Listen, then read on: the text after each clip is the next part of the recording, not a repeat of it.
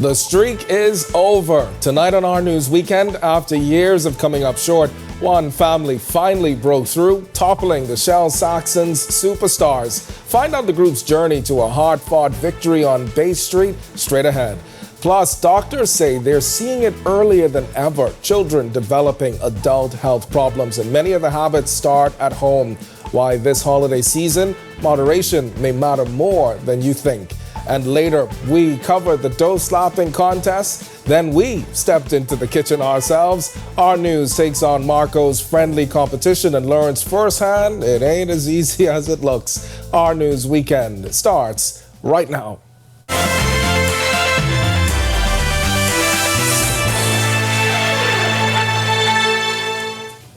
This is Our News Weekend. I'm Candino Knowles in for Megan Shepard. Thanks so much for joining us.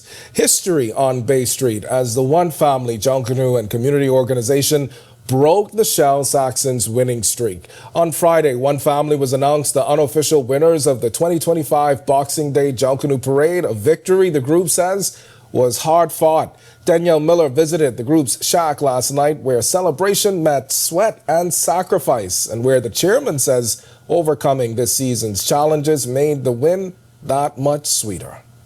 We are inside One Family's shack, and all around me, what is left is the pieces that were used for them to emerge victorious during the Boxing Day Parade 2025.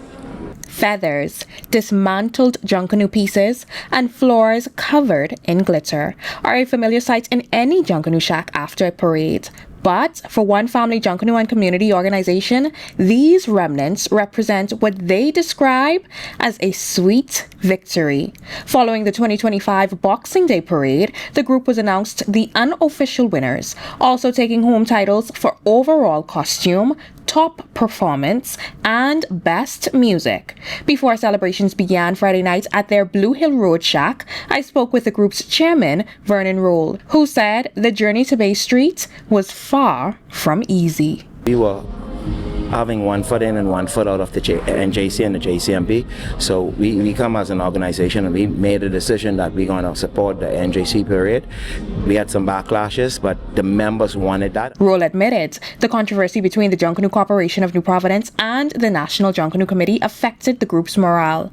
But he says that turned around after the NJC practice rush held on December 1st. So after that rush, I think the morale of our group lifted, and we know what we're going to do, and we wanted to win these two parades, and trust me, this is one more to come. For Roll, this marks his first parade win as chairman, a victory he says would not have been possible without the dedication of his members.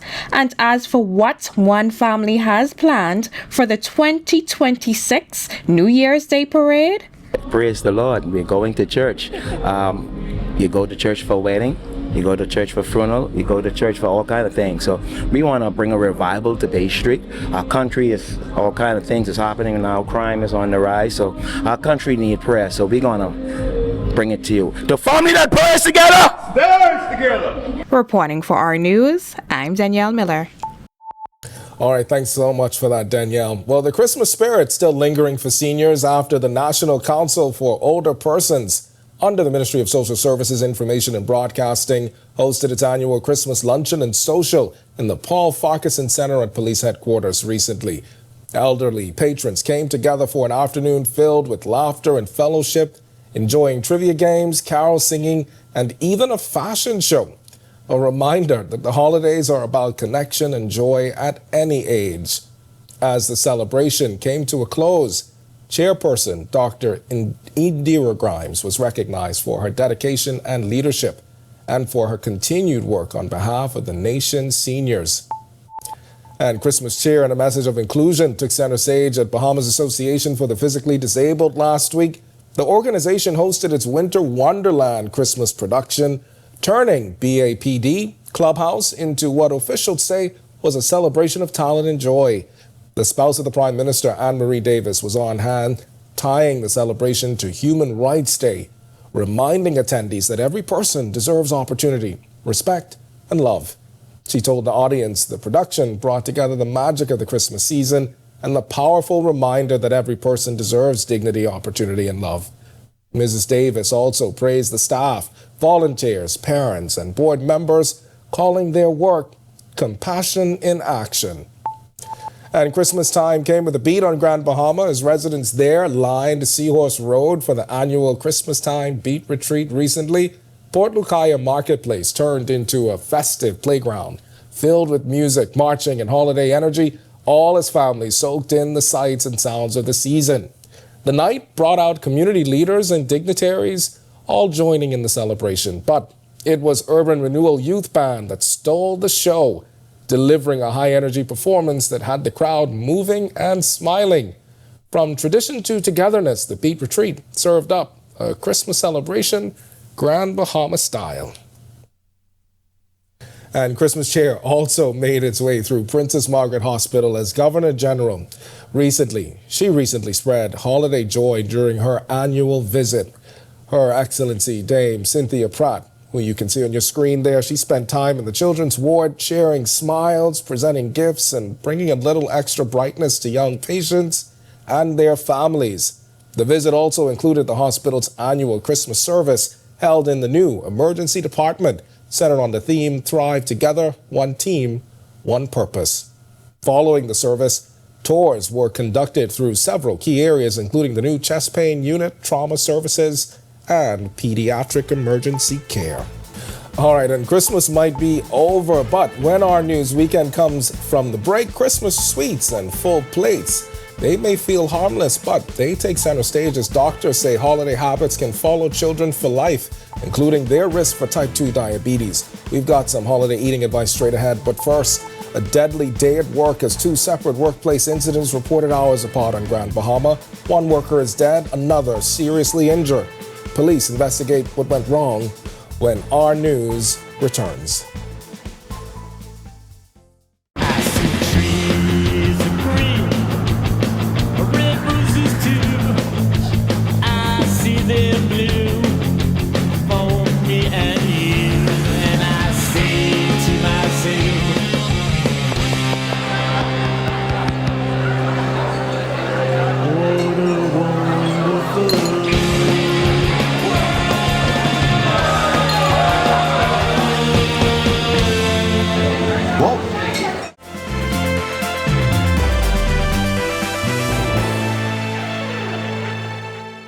Police are trying to piece together what went wrong after a jet ski incident off West Bay Street turned deadly. Officials say two people were riding the jet ski Friday evening when a wave knocked them into the water.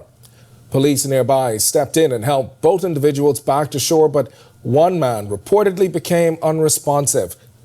Police say CPR was started at the scene until emergency medical services arrived, and the man was taken to hospital where he later died. Meanwhile, police on Grand Bahama investigating two separate workplace incidents, and one of them fatal.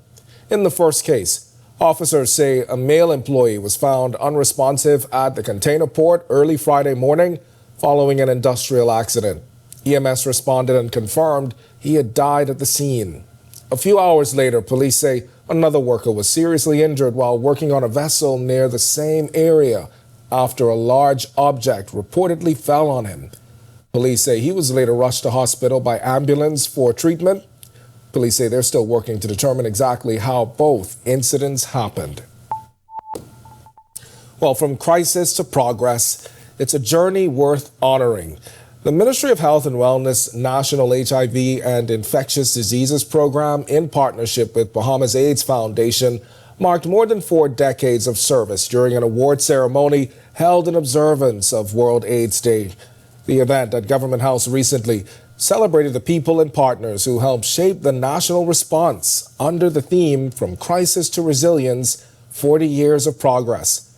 Her Excellency Dame Cynthia Pratt presented awards to honorees with 4 decades of service, while certificates of honorable mention were also presented, recognizing continued commitment to care, advocacy, and public health.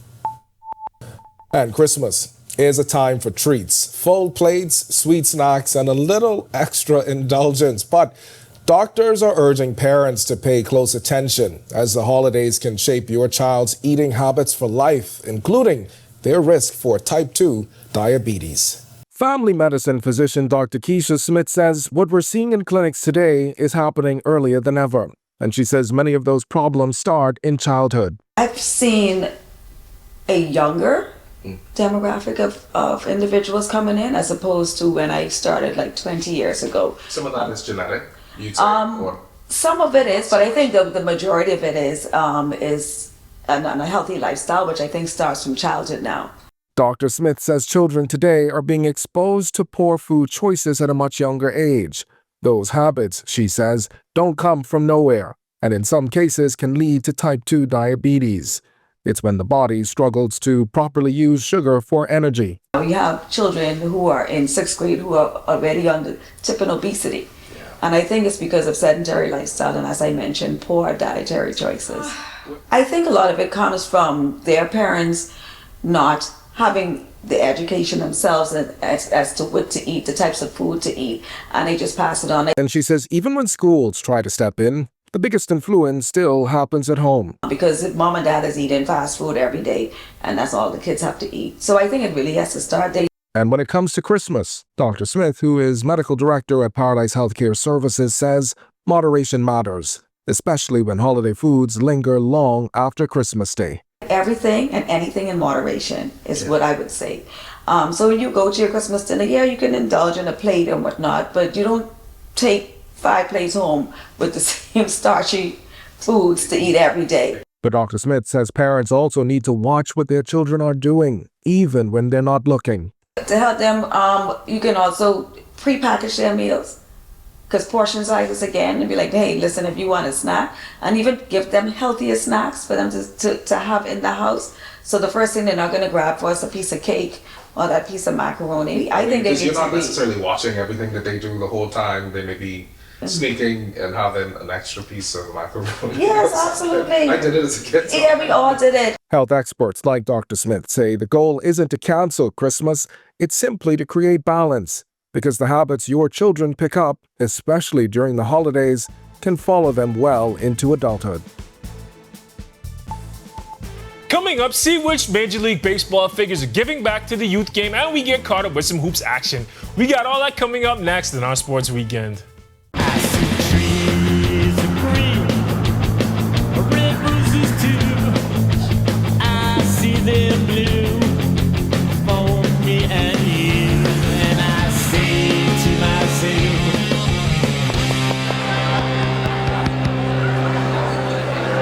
what a wonderful world.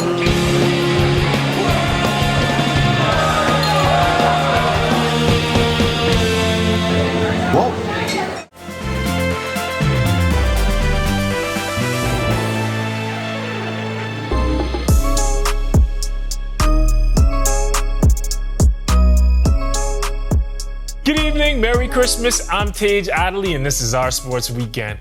Atlanta Braves first base coach Anton Richardson has been a major catalyst in growing the game of baseball in the Bahamas for over 2 decades. We're going to take a look at his latest efforts. LDK Performance has announced that it will host the Baseball Showcase on January 23rd through the 25th at the Andre Rogers National Baseball Stadium. Founded by Atlanta Braves first base coach Anton Richardson and Chicago White Sox front office executive Ethan Bain, a couple of Bahamians working in the majors, LDK Performance aims to leverage the duo's experience at the sport's highest level to guide young players to success. The showcase will feature exhibition games, an appearance by former New York Mets outfielder Jesse Winker, and individual skills workouts, all under the tutelage of Richardson and Bain. The showcase is open to players aged 14 and up, so if you know someone with the skills, you can sign up at LDK Performance's website. I had a chance to talk to Richardson, and he anticipates about a dozen Major League scouts attending the showcase, so hopefully the result is that we'll have more kids getting signed to Major League organizations. They're still ironing out the details, so we'll talk about it more as the time draws near. Now let's take a look around at what happened on the court this weekend. Friday was a slow night for Bahamians in the association. Vijay Edgecombe had 10 points on 4 of 13 shooting in his Philadelphia 76ers 109-102 loss to the Chicago Bulls.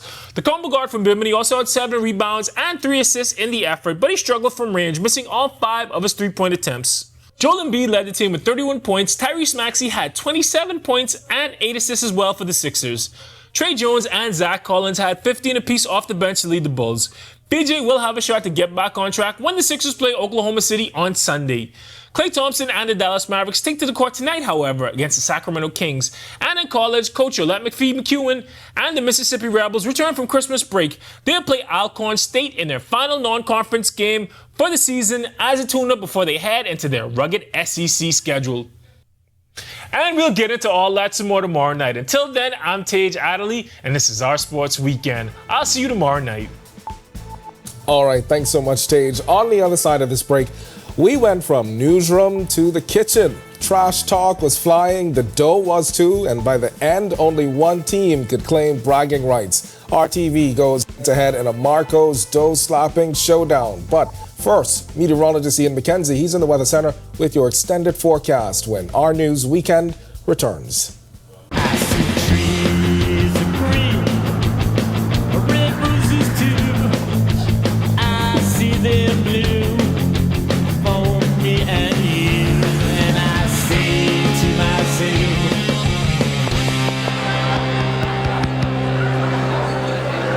what a wonderful world.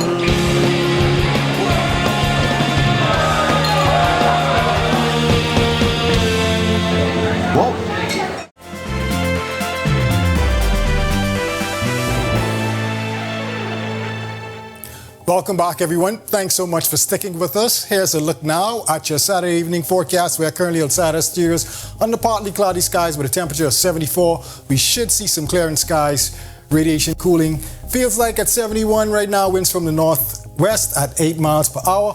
Across the country at this time, we have 73s in Freeport, 74s in Alliston, as well as in the capital, 72 in Marsh Harbor, trio of 75s in Great Harbor Key, Nicholstown, and in Governor's Harbor, Eleuthera. Central Bahamas, 76s in Kemps Bay, 74s in Black Point, Arthurstown, and Port Nelson, Rum Key. A pair of 75s in Georgetown and Deadman's Key, Long Island, 72 in Coburn Town, San Salvador. Southeast Bahamas continue with those 76s in Duncantown as well as Colonel Hill, 75 in Delectable Bay and Abraham's Bay, and also Providenciales, Turks and Caicos, 78 in Matthewtown in Nagua. Starlight and radar composite at this time, just gorgeous conditions across most of the area today. We have a few streaming clouds over us. High pressure remains the dominant weather feature, which resulting in stable, comfortable, glorious, gorgeous conditions. Taking a look now at a boating forecast, we do have some swells out there, however. Small craft should use caution mainly along the eastern shoreline. There is a risk of rift currents for you swimmers. Winds northerly at 10 to 15 knot, seas 2 to 4, but up to 6 feet offshore in those northeasterly swells. High tide at 1:30 a.m. tomorrow morning, low tide at 7:47 a.m. tomorrow morning. Here's a look now at your national forecast. And in your extended forecast, as we head into the new year next week, glorious conditions across our area continuing to be expected. We do have a frontal system that should push through our area Monday, Tuesday. However, not much in terms of precipitation with it, but there is a cool down expected. So New Year's morning, we're looking at those mid to low 60s, folks. Continuing into next weekend, those high temperatures will be struggling to make it into the mid 70s. That's a wrap in evening forecast. Make it a great, safe, enjoyable night, everyone. All right, thanks so much, Ian. 2026 seems to be starting off with some really cool temperatures. I love to see it. Well, earlier this month, we took you inside a Marco's pizza tradition that has been building camaraderie and friendly competition for more than a decade. It's their dough slapping contest. You may have seen our Danielle Miller report on the skill, the speed, and the pride on display as Tyreek Lloyd walked away with top honors earlier this month. He got a trophy and $750. Well, this holiday season, we didn't just report on the tradition, we stepped into it. A special partnership with Marco's Pizza. Members of the Our News team took on the dough slapping challenge, putting our own teamwork, agility, and skills to the test. And as you're about to see, it turned into more than a competition. It actually gave us a new appreciation for the hard work that's happening behind the counter every day. Take a look. Welcome to Marco's. It's a pleasure to have the Our News team here today. You all will be participating in what we call our dough slapping competition. On Tuesday, the Our News team took part in a special edition of Atos Holdings Limited's dough slapping competition held at Marco's Pizza on Bernard Road. We were put to the test, challenging our agility, teamwork, and skill. Divided into two teams, it was the On the Record team, led by Jerome Sawyer, versus Our News editorial team, led by me. And confidence was high on both sides. Atos Holdings Limited media specialist Xavier Knowles laid out the rules. Everyone will be assigned to a station. One person will be slapping dough. One person will be saucing dough. One person will be cheesing dough, and one person will have the awesome opportunity of ensuring that all of the pepperonis are on that pizza. Whoever puts together the pizza the fastest, we have a stop clock. You will be that in terms of presentation and time. You will be deemed the winner. Once the guidelines were given, we suited up in our official Marco's Pizza uniforms, headed into the kitchen to wash up, and received a quick training session before the dough war began. And that's when the trash talk started. You on my team? You're not on my team, so don't speak to me. Don't speak to me. Please go in the corner. To Marcus Cousins, go in the corner. Don't speak to Kobe Bryant. You must present a winning look in order to be the winner. They ain't enough. Let me just Marco's employee Westonique then stepped in, tamping down the chaos just long enough to demonstrate the task of the day, effortlessly tossing the dough and assembling a pizza. It was at that moment both teams realized securing the win would not be easy. After a quick huddle, roles were assigned, and a game of rock, paper, scissors determined the On the Record team would go first. A false start by the On the Record team forced a slight adjustment to the competition's flow. 3, 2, 1, go.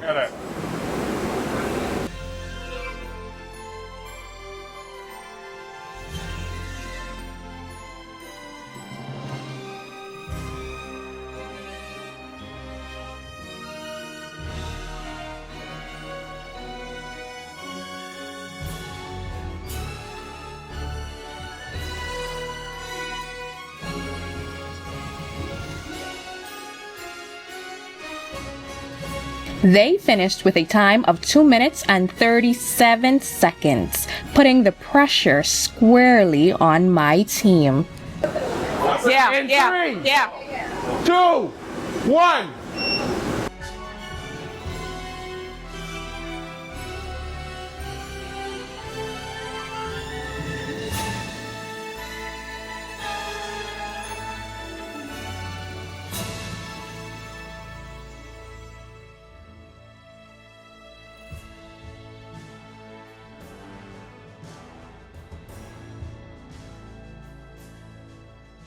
We finished at 3 minutes and 2 seconds, falling short in the speed category, but hoping presentation could save us.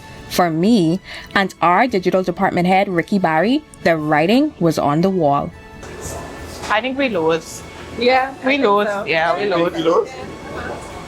The winner, the most closest pizza to what we would serve our customers, even though y'all need some more training. Yeah, that's it. Would be On the Record. Team lead Jerome Sawyer delivered his victory speech, and I conceded. You know, On the Record is a winning team. This is what we do. But we had a good competition. We want to congratulate our second place finishers. Hashtag needs improvement. And to the winning team. Congratulations to the On the Record team. Next year we will be back. And just like Muhammad Ali, when he fought George Foreman in Africa, we could take it. Reporting for Our News, I'm Danielle Miller. You know what? Let me tell you, congratulations. Congratulations to the On the Record team. You know what? They put up a good fight, but I will say, like Danielle said, in that kitchen that day, we never lose. We always learn. So I would say congrats and hats off to OTR, but hey, We are still learners. We're not losers in this. And thank you so much, Denny, for that work that you did on that story. With that, we thank you so much for joining us for Our News Weekend. On behalf of the entire team, I'm Candido Knowles. Have a safe and wonderful evening.